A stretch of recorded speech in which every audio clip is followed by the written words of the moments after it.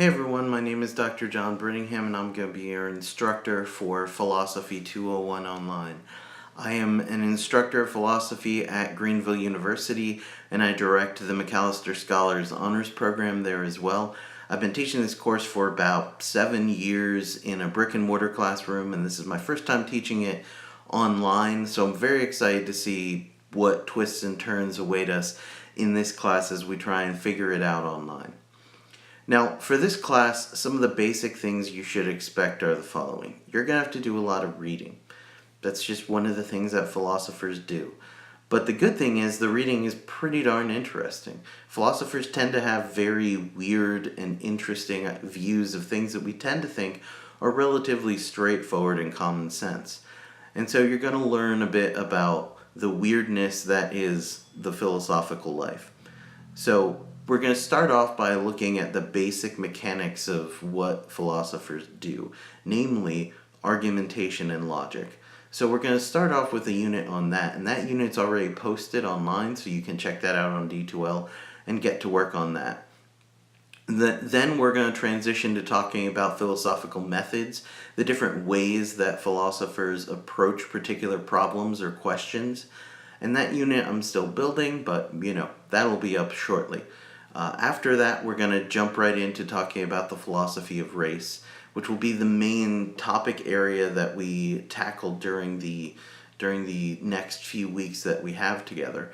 The first thing that I'd encourage you to do is to read over the syllabus. There's a module for that in D2L, and you can read over and get a good sense of what we're attempting to do in the course.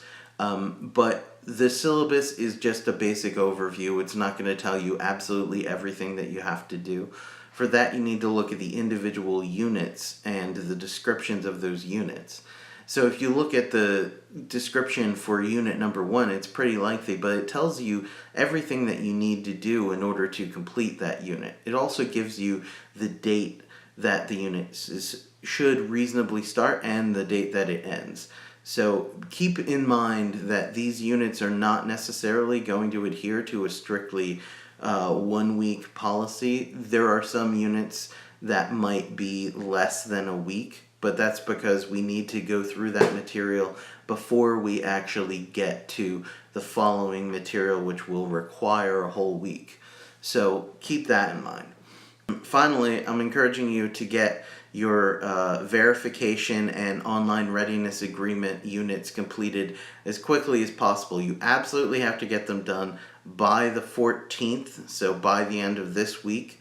But get them done as soon as you can, because that way the people who are in charge of online education at Greenville University can make sure that you are actually a person and that you are actually a person who is ready to go for this course. So please make sure that you get those ready. And bear in mind that I am in the middle of, two big things. One, I'm in the middle of building the following units. So you'll notice that only Unit 1 is up on D2L, and that is because that's the only one that I've gotten built thus far. But I am working this week on getting the rest of them put up there. I don't know if I'll get all of them put up, but I will get as many as possible put up this week. And the other big project is, something you need to be aware about, or aware of, is that my wife is pregnant, and we are expecting our kid to arrive anytime between now and the end of July. So there might be a time when I just sort of go out of communication, or I'm like, hey everybody, not going to be able to grade these things because baby. So just be aware of that. With that said, welcome to the class, and I'm excited to dig in.